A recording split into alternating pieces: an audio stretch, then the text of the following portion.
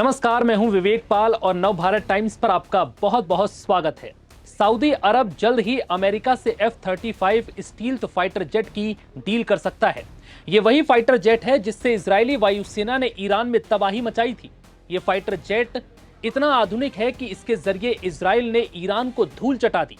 Israel ने इस लड़ाकू विमान के जरिए ऐसी जगहों पर हमला किया जहां ईरान को जरा भी गुंजाइश नहीं थी।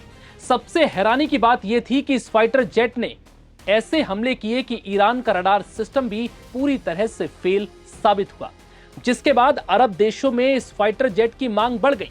अमेरिका का F-35 स्टील्थ फाइटर जेट 5वीं पीढ़ी का फाइटर जेट है।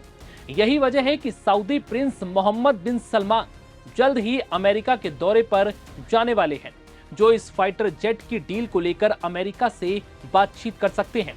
दरअसल सऊदी प्रिंस ने ट्रंप से F-35 स्टील्थ जेट की मांग की है।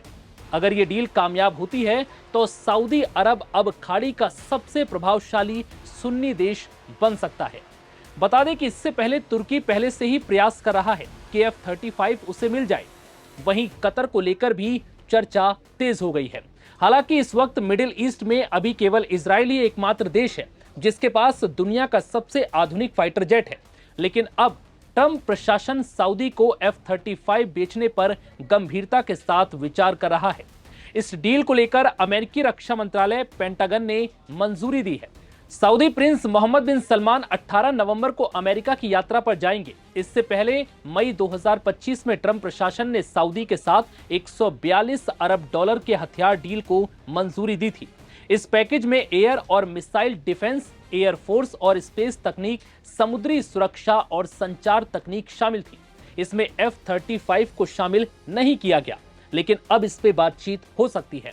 सूत्रों के मुताबिक सऊदी अरब कोई 10-20 नहीं बल्कि 48 F-35 फाइटर जेट खरीदने की तैयारी में है।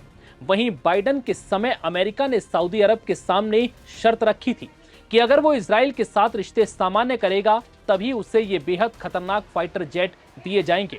इससे पहले साल 2023 में सऊदी अरब इजराइल के साथ रिश्ते सामान्य करने के लिए अमेरिका के साथ डील करने के बेहद करीब पहुंच गया था। माना जाता है कि इसे रोकने के लिए ही हमास ने 7 अक्टूबर का खूनी हमला किया। इसके बाद इजराइल ने गाजा में जमकर तबाही मचाई, जिसमें हजारों फिलिस्तीनी मारे गए।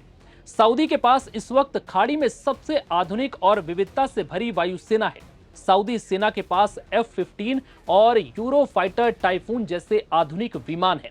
अब सऊदी 5वीं पीढ़ी के फाइटर जेट को शामिल करना चाहता है। F-35 ना मिलता देख सऊदी अरब तुर्की से कान फाइटर जेट खरीदना चाहता था, लेकिन अब अगर ट्रंप की मंजूरी मिल जाती है तो तुर्की के साथ डील खटाई में पड़ सकती है।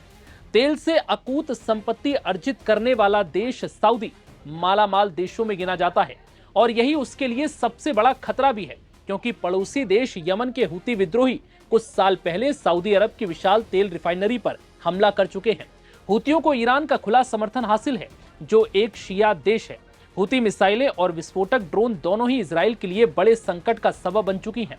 माना जा रहा है कि हूती और ईरान के खतरे को देखते हुए सऊदी अरब F-35 फाइटर जेट खरीदना चाहता है और अब ट्रंप के साथ जल्द ही मोहम्मद बिन सलमान मुलाकात करेंगे और इस डील पर हस्ताक्षर होने की संभावना है।